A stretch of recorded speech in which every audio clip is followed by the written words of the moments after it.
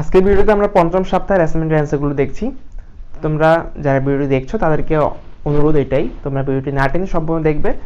আমাদের এই ভিডিওর মধ্যে আমরা অনেক ইম্পর্টেন্ট কথা বলে থাকি, তোমরা সেই কথাগুলো শোনার জন্য ভিডিওটি না টেনে সম্পূর্ণ দেখবে। এবং কে কোন জেলা এবং কোন স্কুল থেকে ভিডিওটি দেখছো সেটা অবশ্যই আমাকে জানিয়ে দিবে। জানানোর মাধ্যম হচ্ছে আমাদের কমেন্ট বক্স, এই ভিডিওর কমেন্ট বক্সে অবশ্যই আমাদেরকে সেই বিষয়ে জানিয়ে দিবে। এবং আমাদের এই ভিডিওটি তোমরা যদি আমাদের এই তালুকদার একাডেমি চ্যানেল ব্যতীত অন্য কোনো চ্যানেলে পেয়ে থাকো বা আমাদের অ্যান্সারগুলো যদি অন্য কোনো চ্যানেল কপি করে নেয়, সেটির তথ্য অবশ্যই আমাদের ইমেল অ্যাড্রেস এবং আমাদের ফেসবুক পেজে অবশ্যই জানিয়ে দিবে। তোমাদের জন্য সবার আগে এবং সবচেয়ে নিখুঁত এবং সর্বোচ্চ নাম্বার নিশ্চয়তা নিয়ে যে অ্যাসাইনমেন্টের উত্তরগুলো দেওয়া হয় সেগুলো একমাত্র তালুকদার একাডেমি চ্যানেল থেকে দেওয়া হয়। আশা করছি তোমরা বুঝতে পেরেছো।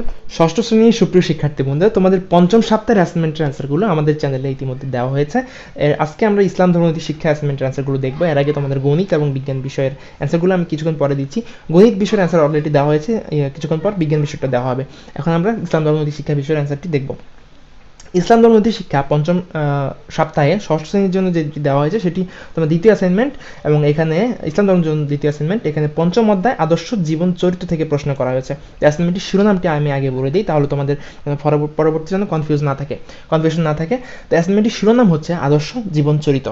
আবার বলে দিচ্ছি, ষষ্ঠ শ্রেণীর পঞ্চম সপ্তাহের ইসলাম ধর্ম ও নৈতিক শিক্ষা বিষয়টির শিরোনাম হচ্ছে আদর্শ জীবন চরিত্র।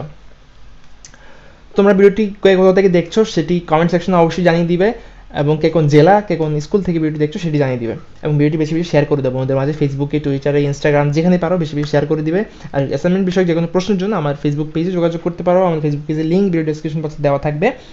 তো শুরু করা যাক। প্রথম প্রশ্নে বলেছে, সমাজে ন্যায় বিচার ও সুশাসন প্রতিষ্ঠার ক্ষেত্রে আমরা হযরত ওমর রাদিয়াল্লাহু তাআলা এর খিলাফত থেকে কি শিক্ষা লাভ করতে পারি, তোমার পাঠ্য বইয়ের আলোকে বিশ্লেষণ করো। আমি এর আগে শুরু করার অ্যান্সার দেখার আগে আমি একটু বলে দিই যে আমাদের অ্যান্সারগুলো কিন্তু মাস্টার ট্রেনের শিক্ষকের দ্বারা তৈরি করা।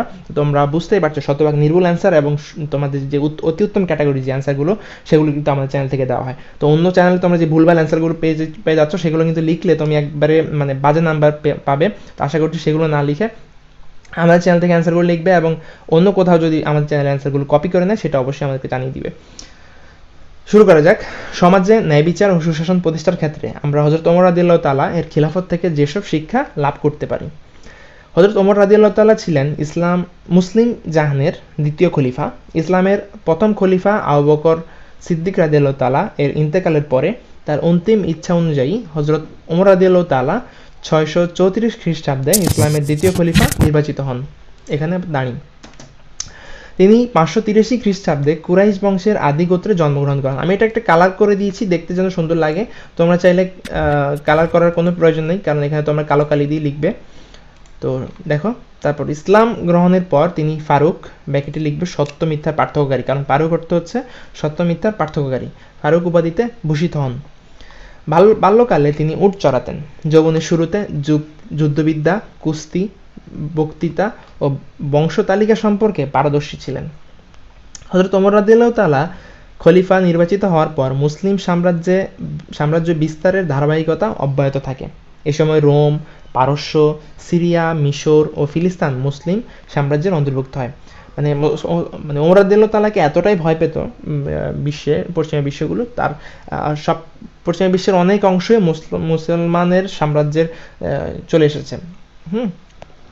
তিনি রাজ্য শাসনে রাসূল সাল্লাল্লাহু আলাইহি সাল্লামের আদর্শ অনুসরণ করতেন। আমরা এটা জানি যে রাসূল সাল্লাল্লাহু আলাইহি সাল্লামের আদর্শ হচ্ছে সর্বোৎকৃষ্ট আদর্শ। তার আদর্শ অনুসরণ করলে যে কেউ সফলতা পাবে। তিনি আইনের চোখে সকলকে সমানভাবে দেখতেন। এমনকি মদ পানের অপরাধে স্বীয় পুত্র আবু শামাকে শাস্তি প্রদানে বিন্দুমাত্র দ্বিধা করেননি। ন্যায় বিচার প্রতিষ্ঠায় তিনি ছিলেন যেমন কঠোর, তেমনি মানুষের দুঃখ কষ্টে ছিলেন অতি কোমল। তিনি সাধারণ প্রজাদের অবস্থা জানার জন্য রাতের আঁধারে একাকী বের হয়ে পড়তেন। নিজের কাঁধে খাদ্য সামগ্রী বহন করে গরিব দুঃখী মানুষের মাঝে বিতরণ করতেন। তার শাসন আমলে রাজ্যে কোনো অভাব অনটন ছিল না। এখানে গ্যাপ দেওয়ার দরকার নেই, সরাসরি লিখবে। তার শাসন আমলে রাজ্যে কোনো অভাব অনটন ছিল না। সে সময় কৃষিকাজে ব্যাপক উন্নতি হয়েছিল। তিনি ডাক বিভাগ প্রবর্তন, সাম্য ও ন্যায়ের বাস্তব শাসন প্রতিষ্ঠা করেন। তিনি হিজরি সন প্রবর্তন করেন। জনকল্যাণে তিনি অসংখ্য মসজিদ, বিদ্যালয়, সেতু, সড়ক, হাসপাতাল নির্মাণ করেন। পানির জন্য তিনি অনেক খালও খনন করেন। তার সময়ই আরবে সর্বপ্রথম আদমশুমারি চালু হয়। ইনসাফ প্রতিষ্ঠায় তিনি বাইতুল মাল থেকে প্রাপ্ত কাপড় সেই পরিমাণ গ্রহণ করতেন যে পরিমাণ সকলের জন্য নির্ধারিত ছিল। তাছাড়া জেরুজালেমে যাওয়ার পথে ভৃত্যকে উটের পিঠে চড়িয়ে নিজের উটের রশি ধরার দৃষ্টান্ত একজন ন্যায়পরায়ণ শাসকের বিরল ঘটনা। হযরত ওমর রাদিয়াল্লাহু তাআলার সরলতা ও কর্তব্যজ্ঞান ছিল তার জীবন আদর্শ। ন্যায়পরায়ণতা ও একনিষ্ঠ ছিল তার শাসনামলের মূলনীতি। ঐতিহাসিক হিডি বলেন, অল্প কথায় বলা যায় হযরত ওমর রাদিয়াল্লাহু তাআলার সরলতা ও কর্তব্যজ্ঞান ছিল তার জীবন আদর্শ। তো শেষের দিকে যদি তুমি এই কোটেশনটা লিখে দাও যে সুতরাং বলা যায় যে সমাজে ন্যায় বিচার ও সুশাসন প্রতিষ্ঠার ক্ষেত্রে আমরা হযরত ওমর রাদিয়াল্লাহু তাআলার খেলাফত থেকে এখানে একটু বলেছে, সুতরাং বলা যায় যে সমাজে ন্যায় বিচার ও সুশাসন প্রতিষ্ঠার ক্ষেত্রে হযরত ওমর রাদিয়াল্লাহু তাআলা এর খেলাফত থেকে আমাদের শিক্ষা লাভ করা উচিত। এখানে আমরা যেটা এসেছে সেটা এক্সট্রা চলে এসেছে, এখানে অ্যান্সারটা হবে মানে শেষে হবে যে সুতরাং বলা যায় যে সমাজে ন্যায় বিচার ও সুশাসন প্রতিষ্ঠার ক্ষেত্রে হযরত ওমর রাদিয়াল্লাহু তাআলার খেলাফত থেকে আমাদের শিক্ষা লাভ করা উচিত। এটা দিলে তোমাদের অ্যান্সারটার গুরুত্ব আরও বেড়ে যাবে এবং সকলের কাছে নির্ভরযোগ্য অ্যান্সারটা তোমরা দিতে পারবে এবং অতি উত্তম ক্যাটাগরির যে অ্যান্সারটা সেটা তোমরা দিতে পারবে। তো ভিডিওটি বেশি বেশি শেয়ার করে দিবে এবং সাবস্ক্রাইব করে আমাদের পাশেই থাকবে। পরবর্তী প্রশ্ন বলেছে 2 নম্বর প্রশ্ন, প্রজাহিতৈষী হিসাবে একজন মহান শাসকের মূর্ত প্রতীক ছিলেন খলিফা ওমর রাদিয়াল্লাহু তাআলা, ব্যাখ্যা করো। তো আমরা এই প্রশ্নটির অ্যান্সার দেখব এখন। এগুলো কিন্তু সৃজনশীল প্রশ্ন না, এগুলো ব্যাখ্যা করতে বলেছে, তাই একটু বড় হবে, এটা কোনো সমস্যা নেই। হযরত ওমর রাদিয়াল্লাহু তাআলা ছিলেন মুসলিম জাহানের দ্বিতীয় খলিফা। প্রজাহিতৈষী হিসাবে তিনি ছিলেন একজন মহান শাসকের মূর্ত প্রতীক। প্রজাদের অবস্থা জানার জন্য রাতের আঁধারে একাকী বের হয়ে পড়তেন। প্রয়োজন নিজের কাঁধে খাদ্য সামগ্রী বহন করে গরিব দুঃখী মানুষের মাঝে বিতরণ করতেন। তার শাসনামলে রাজ্যে কোনো অভাব অনটন ছিল না। সে সময় কৃষিকাজে ব্যাপক উন্নতি হয়েছিল। তিনি সাম্য ও ন্যায়ের বাস্তব শাসন প্রতিষ্ঠা করেন। অসংখ্য মসজিদ, বিদ্যালয়, সেতু, সড়ক, হাসপাতাল নির্মাণ করেন। পানির জন্য তিনি অনেক খালও খনন করেন। তার শাসনামলে হিজরি সন প্রবর্তন করেন। অর্ধ পৃথিবীর শাসক হয়েও তার কোনো দেহরক্ষী ছিল না। খেজুর পাতার আসন ছিল তার সিংহাসন। জনসেবাই ছিল তার ব্রত। ইবাদত বন্দেগীতে অতিবাহিত হতো তার অধিকাংশ সময়। জাগতিক লোভ, লালসা ও জাঁকজমক তাকে স্পর্শ করেনি।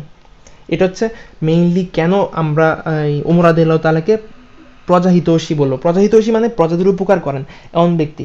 তো ওমর রাদিয়াল্লাহু তাআলা আমাদের জন্য দৃষ্টান্ত ছিলেন এই জায়গায় যে তিনি প্রজাদের জন্য এতটাই করে গেছেন যেটা অন্য যেসব খলিফারা ছিলেন তাদের জায়গা থেকে সেটা করতে পারেনি, মানে এতটা করতে পারেনি। করেছেন, তারাও কিন্তু করেনি সেটা নয়, তারাও করেছেন, কিন্তু প্রজাদের জন্য ওমর রাদিয়াল্লাহু তাআলা যেটা করেছেন একবারে কি বলে, আমরা ওমর রাদিয়াল্লাহু তাআলা অনেক ঘটনা জানি এই ব্যাপারে, যে তিনি রাতের অন্ধকারে প্রজাদের দেখতে তাদের বাসার সামনে চলে যেতেন। তারপরে একবার একটা ঘটনা ছিল যে তার এক প্রজার বাসায় গিয়ে দেখলেন বাচ্চা কান্নাকাটি করছে বা বাসায় খাবার নেই, তখন তিনি তার রাজকোষ থেকে আটা ময়দা নিয়ে নিজের কাঁধে বহন করে, এটা কিন্তু কাউকে দিয়ে না, নিজের কাঁধে বহন করে তিনি সেগুলো তাদের বাসায় পৌঁছে দেন। কারণ তিনি মনে করতেন যে এই পৃথিবীতে আমরা কেউই চিরকাল থাকবো না, এটা আমরা সবাই বিশ্বাস করি, এই পৃথিবীতে আমরা কেউ চিরকাল থাকবো না, কিন্তু আমরা যখন মানুষের উপকার করব তখন সেটার মাধ্যমেই কিন্তু পরকালে আমাদেরকে নাজাত মানে জান্নাত দেওয়া হবে। তো আমি আশা করছি তোমরা সবাই, আমাদের যারা শিক্ষার্থী আছো, যারা আমাদেরকে দেখছো, যারা আমাদের ভিডিওগুলো ফলো করছো, তোমাদের সবার কাছে অনুরোধ তোমরা সবাই সাহায্য করবে। এই ভিডিওটি শেয়ারের মাধ্যমে কিন্তু তুমি তোমার বন্ধুদের সাহায্য করতে পারো। তোমার বন্ধুরা অনেকে আছে যারা অ্যান্সারগুলো কোথায় পায়, শতভাগ নির্ভুল অ্যান্সার বা মাস্টার ট্রেনার টিচাররা কোথায় অ্যান্সারগুলো দেন সেটা কিন্তু জানে না। তো তোমরা যদি বেশি বেশি শেয়ার করতে তখন তারা জানতে পারবে যে তালুকদার একাডেমিতেই অ্যান্সারের শতভাগ নির্ভুল অ্যান্সারগুলো দেওয়া হয়, তারাও ভালো নাম্বার পাবে, তুমি ভালো নাম্বার পাবে। তো সেটাই আশা করছি আমরা। আচ্ছা, শেষ পর্যন্ত আরেকটু বিষয়, এই বিষয়টা লিখলে তোমাদের লেখাটা আরেকটু হাইলাইটস হবে, সেটা আমরা দিয়ে দিয়েছি। তাই বলা যায় যে প্রজাহিতৈষী হিসেবে একজন মহান শাসকের মূর্ত প্রতীক ছিলেন খলিফা ওমর রাদিয়াল্লাহু তাআলা। এই হচ্ছে তোমাদের ষষ্ঠ শ্রেণীর পঞ্চম সপ্তাহের ইসলাম ধর্মের অ্যান্সার। এর আগে তোমাদের গণিত বিষয়ের অ্যান্সারগুলো আমাদের চ্যানেলে পাবলিশ করা আছে, সেটা তোমাদের ক্লাস 6-এর যে প্লেলিস্ট আছে সেখান থেকে খুঁজে দেখে নিতে পারবে। আর পরবর্তী ভিডিওতে তোমাদের বিজ্ঞান বিষয়ের অ্যাসাইনমেন্টের অ্যান্সারগুলো আমরা নিয়ে আসছি। তো আজকের মতো এখানে শেষ করছি, ধন্যবাদ সবাইকে।